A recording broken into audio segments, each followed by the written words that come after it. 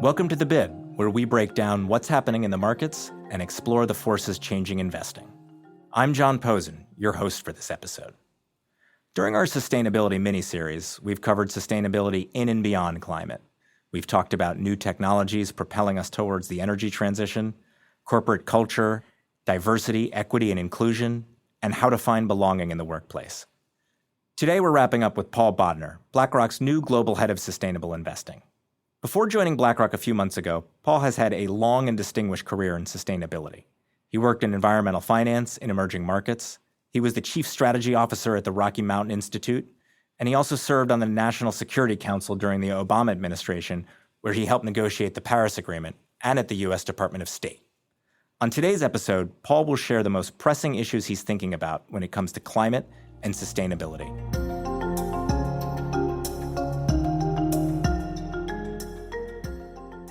Paul, thanks so much for joining us today. Thanks, John. It's great to be here. So you recently joined BlackRock as our global head of sustainable investing, but you've spent much of your career in sustainability. Was there a moment where you knew that that was where you wanted to focus your work? So when I was in college, I studied international relations and arms control. I was interested in the hardest problems to solve on a global level, and I thought that controlling nuclear weapons might be it. But once you see the data on climate science, you can't really unsee it. And so I decided that that's where I should focus my efforts, at the sort of intersection between solving this global environmental problem and the difficulty of doing so in the context of international relations. So that's how I got started. And I've had a fun journey through the financial sector and government and nonprofits along the way, but every moment has been interesting. So, Paul, what's changed over the last 2 decades that you've been working in this area? What's surprised you?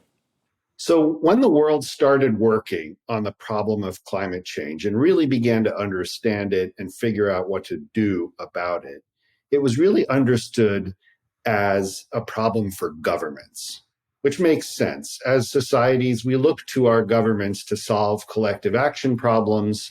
And what is a bigger collective action problem than climate change, which spans across borders and actually also across generations? What we learned, though, along the way is that action by governments is not enough. And so even though we spent the first 25 years of international problem solving on climate change, negotiating a global climate agreement among governments, what we've learned is that you've got to think about how the global economy actually works if you want to decarbonize that economy. Greenhouse gas emissions arise from every kind of human activity, from power plants, from driving cars, from agriculture, from heating our homes.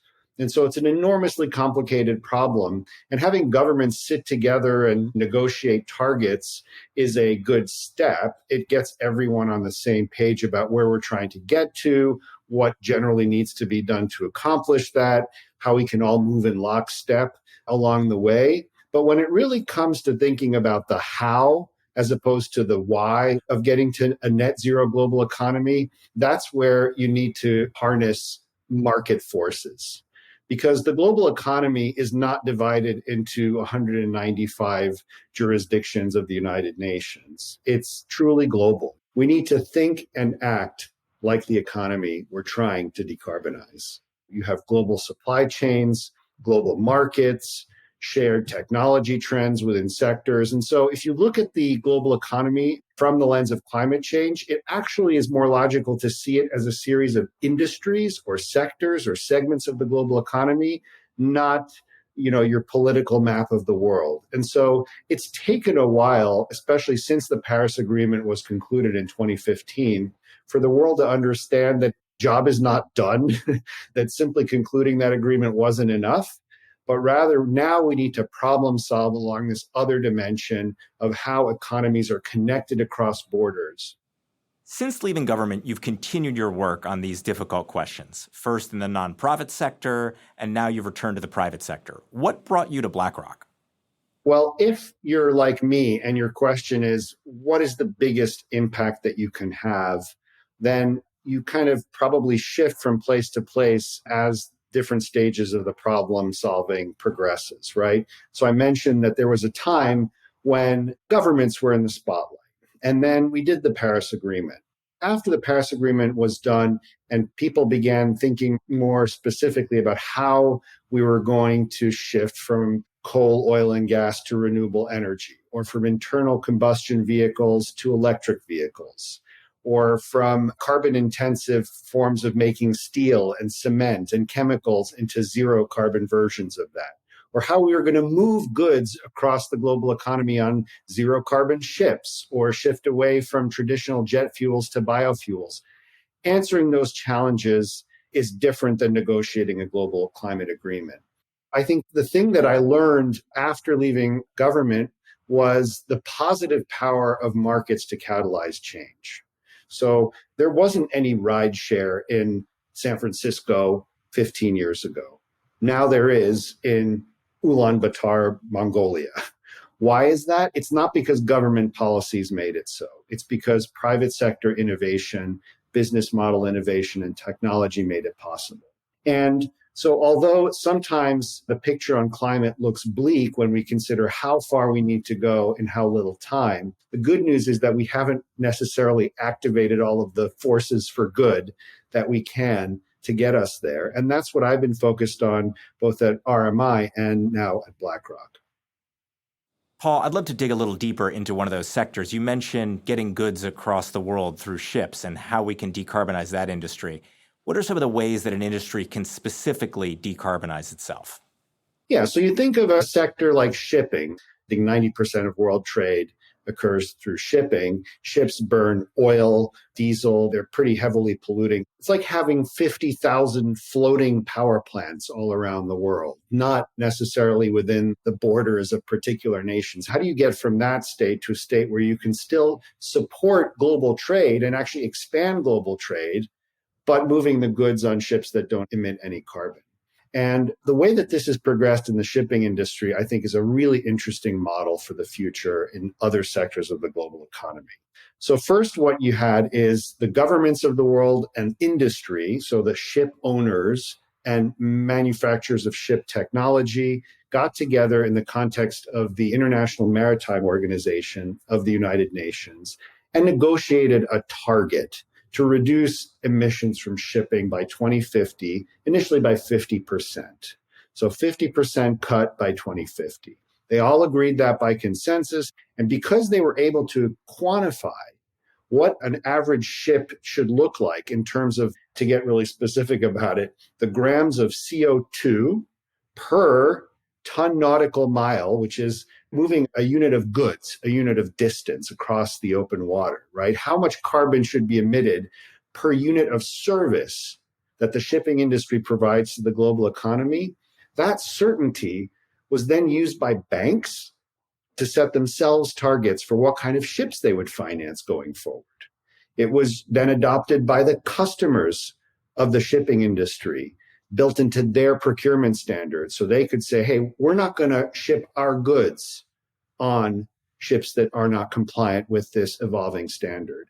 And what happened was that you had a whole ecosystem around an industry, the corporates that own the assets that do the emitting, as well as the customers of that industry, the capital providers to that industry, the regulators of that industry, all converging on a single vision for how you get from here to a future decarbonized end state. And by the way, that target of 50% cut by 2050 is not compliant with what the world has said it wants to do by 2050, which is to get to net zero. But it was a really important confidence building measure where you got all the key stakeholders of an industry together, getting going, and then they can go back to the table and say, all right, now we have more confidence that we can actually do this. That same approach can be applied to other key sectors of the global economy: steel, cement, aluminum, chemicals, other forms of heavy transport. We've moved into a more collaborative model, which ultimately probably has a much greater chance of success in getting us down this really hard road we need to go. Let's talk about that hard road. You mentioned 2050. How fast do we need to get there, and why is it important to get there quickly? Right. So the math of speed is pretty daunting when it comes to carbon. The world has basically aligned on the goal of trying to limit global warming to well below 2 degrees. And the new standard that most governments have adopted, and also a lot of companies and financial institutions, is to actually try to limit it to 1.5 degrees. That is a very challenging thing considering we're already at 1.1 degrees. And there's been some very stark scientific research showing that even the difference between 1.5 and 2 degrees as an outcome is dramatic in terms of the impact on GDP, on human life, on ecosystem balance, and so on. Now, how do we achieve 1.5 degrees? Well, the math is pretty simple in that we have to limit the total amount of carbon that humans emit into the atmosphere so as to avoid a certain concentration of greenhouse gases that causes the greenhouse effect and global warming. We need to limit total carbon emissions going forward to roughly 500 billion tons between now and indefinite. And we're emitting carbon at a rate of about, call it 50 billion tons. So that's 10 years or a little less than 10 years of runway at the current rate. And when you think about those absolute numbers, the longer we wait before starting to cut the carbon that's associated with economic activity, actually the steeper cuts we need to make because of the compounding effect of delay. So it's a very daunting picture, and it's why this is going to be the greatest economic challenge probably the world has ever faced to get us from here to there. What I will say is that the benefits of doing this are also very clear. Whether you care about health or productivity or jobs or GDP or any other major indicator, it is desirable to do this and to succeed. And yes, the adjustment is hard. There are risks associated with going through this process, but that set of risks, which is called transition risk, those are manageable and they are temporary. Whereas the risks that we're left with if we don't do this, of a hothouse Earth, those are much greater and they're permanent. So those are the stakes, John. This is clearly going to be a really difficult project, and it's going to mean totally transforming the economy from electric vehicles to new decarbonization technology. What happens to all the other technology that's on the road, the internal combustion vehicles, the power plants that have been set up for a 30-year timeline? Yeah, so that's a great question. I think the simplest way to really wrap your head around what net zero means in practice, getting from here to there, is you look around you and you think about all the things that emit carbon today, whether they're power plants or cars or commercial buildings or container ships or cement factories. These things all produce essential services for the modern economy. We want those services. We want hot showers and cold beer. We want all the things that these assets enable us to do. And in fact, we want to expand access to those services to more and more people as economies develop. The problem we have is we need to scrub the carbon out. So we need assets that are providing those services that don't emit carbon. And because we need to move to net zero quite quickly, we're not just talking about minor adjustments. This is why we talk about electric vehicles and not just marginal improvements in fuel economy. This is why we talk about net zero buildings and not just buildings that use a little bit less energy or slightly more energy efficient ships. We're talking about major turnover of capital stock in the global economy. And that has two parts to it. One is we obviously need to develop the technologies of the future, some of which are here today, right? Electric vehicles are not a dream. They're here, and within a small number of years, electric vehicles will be on cost parity with internal combustion vehicles. But on the other hand, as you mentioned, we also have a lot of stuff already, whether it's internal combustion cars or coal-fired, gas-fired power plants, traditional ways of making steel and cement. What do we do with those? And the challenge of decarbonization is that it's not enough to build a green economy on top of a dirty one. We need to actually pull out of service the things that are causing emissions today to make room for the clean alternatives of tomorrow. And that's the tough part, right? What do you do with power plants that were designed to operate for 40 years if climate science tells you you need to shut them down in 10? How do you persuade consumers who have a car that they were planning on keeping to trade that in for an electric vehicle they weren't planning to buy? So the challenge of accelerated retirement of high carbon assets in the economy, that's where policy really needs to play a role, because people will not make these decisions by themselves. The provocative way of saying it, John, is building a wind turbine doesn't reduce greenhouse gas emissions. Shutting down a coal-fired power plant does. So if you're interested in reducing carbon, you need to think about, how do you shut down a coal-fired plant? How do you do that in a way that takes account of the workers who work there? How do you do that in a way that takes account of the community that depends on that plant, or even the owner of that plant that paid money to build it? So these are the tough questions that we'll need to solve, I think the toughest questions in the coming years. Now, Paul, the Paris Agreement was COP21, the Conference of Parties. And this fall in November, we're going to see COP26 in Glasgow. Do you think that that question of accelerated retirement is something that is going to be a focus of COP26? And what else do you think the parties there should focus on? So it's a little depressing that we're at the 26th annual summit on climate change and global emissions are still creeping upwards. And that indicates the fact that it's time for a step change in thinking about why we get together every year in this forum and what we're really doing.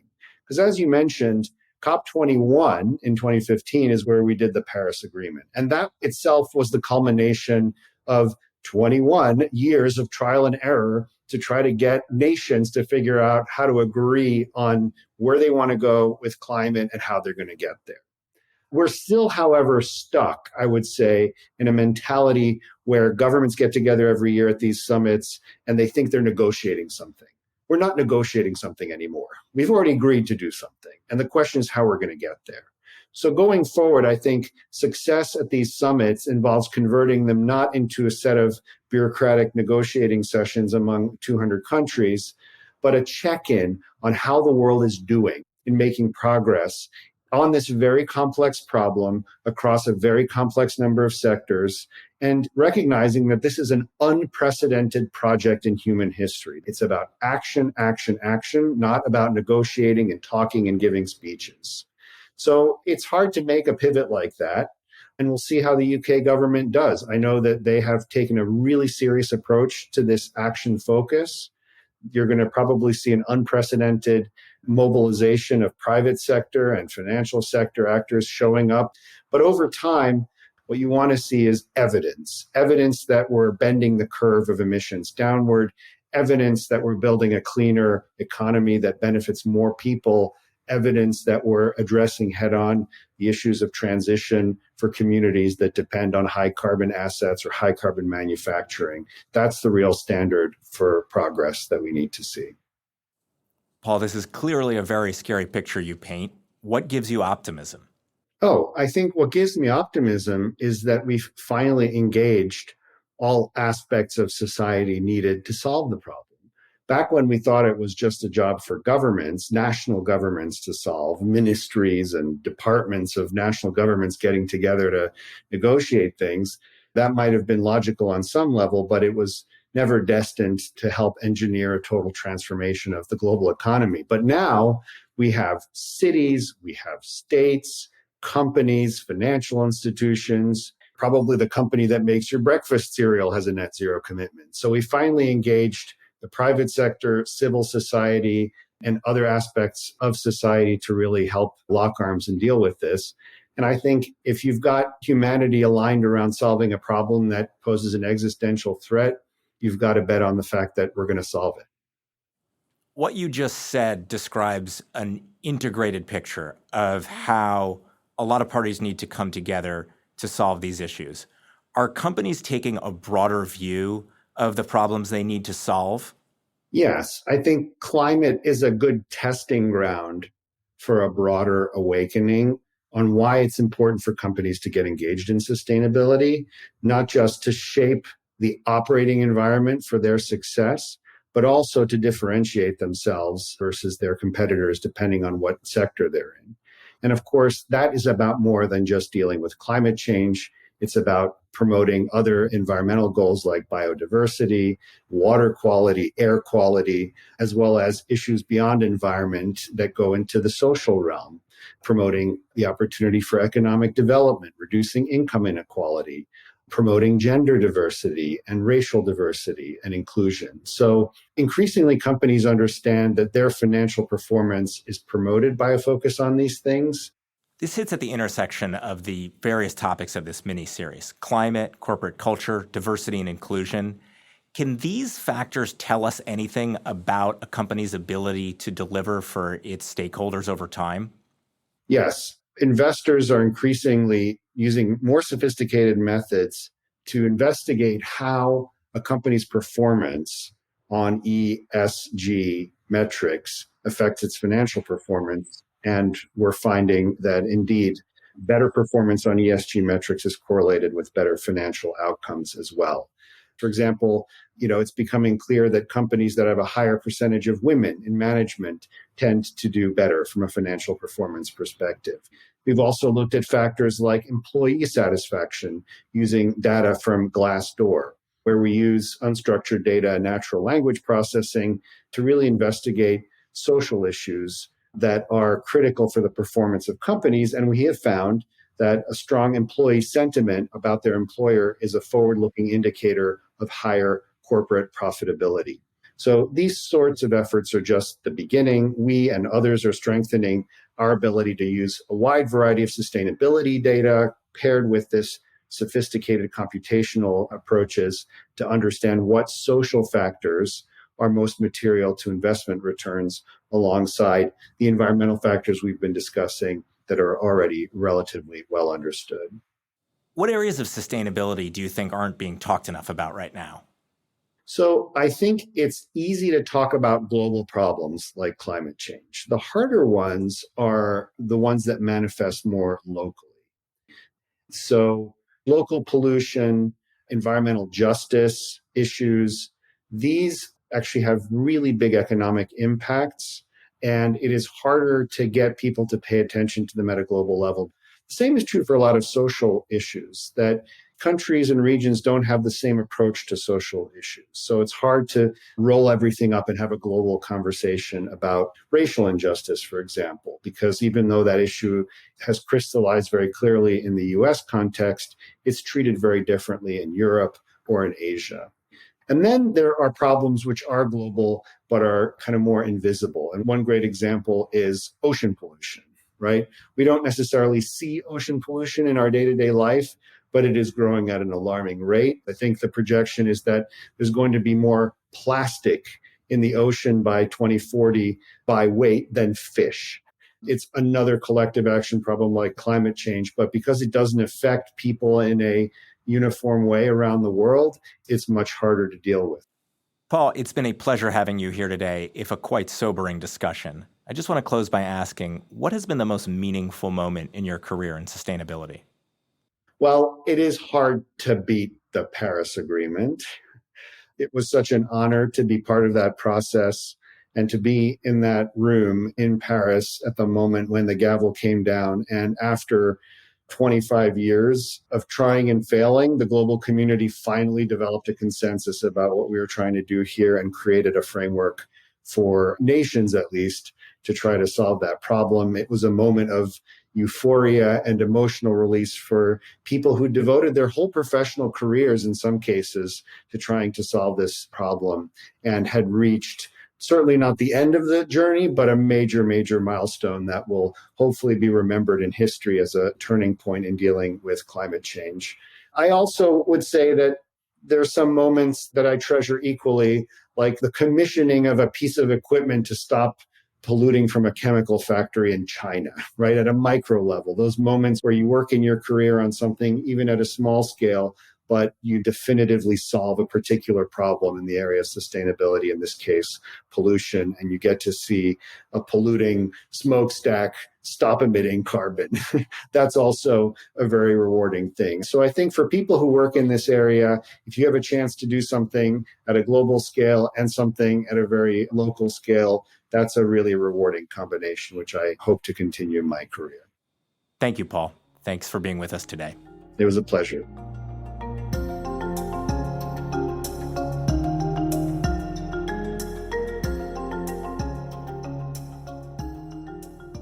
This material is for informational purposes and is prepared by BlackRock, is not intended to be relied upon as a forecast, research, or investment advice, and is not a recommendation, offer, or solicitation to buy or sell any securities or to adopt any investment strategy.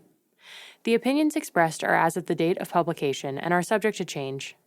The information and opinions contained in this material are derived from proprietary and non-proprietary sources deemed by BlackRock to be reliable, and are not guaranteed as to accuracy or completeness. This material may contain forward-looking information that is not purely historical in nature. There is no guarantee that any forecast made will come to pass. Reliance upon information in this material is at the sole discretion of the listener.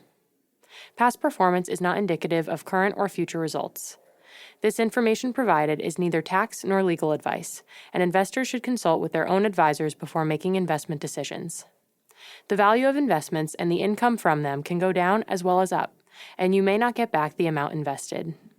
In the U.S. and Canada, this material is intended for public distribution. In the UK, this is issued by BlackRock Investment Management UK Limited, authorized and regulated by the Financial Conduct Authority. Registered office, 12 Throgmorton Avenue, London, EC 2N 2DL. Telephone +44 020 7743 3000. Registered in England and Wales, number 202 0394. For your protection, telephone calls are usually recorded. BlackRock is a trading name of BlackRock Investment Management UK Limited. In Singapore, this is issued by BlackRock Singapore Limited, co-registration number 2000110143N. In Hong Kong, this material is issued by BlackRock Asset Management North Asia Limited and has not been reviewed by the Securities and Futures Commission of Hong Kong. In Australia, issued by BlackRock Investment Management Australia Limited, ABN 13 006 165 975 AFSL 230523 BIMAL. The material provides general information only and does not take into account your individual objectives, financial situation, needs, or circumstances. In Latin America, this material is for educational purposes only and does not constitute investment advice nor an offer or solicitation to sell, or a solicitation of an offer to buy any shares of any fund. No securities regulators in Latin America have confirmed the accuracy of any information contained herein. The provision of investment management and investment advisory services is a regulated activity in Mexico, thus is subject to strict rules. For more information on the investment advisory services offered by BlackRock Mexico, please refer to the Investment Services Guide, available at www.blackrock.com/mx. Copyright 2019, BlackRock Inc. All rights reserved. BlackRock is a registered trademark of BlackRock Inc. All other trademarks are those of their respective owners.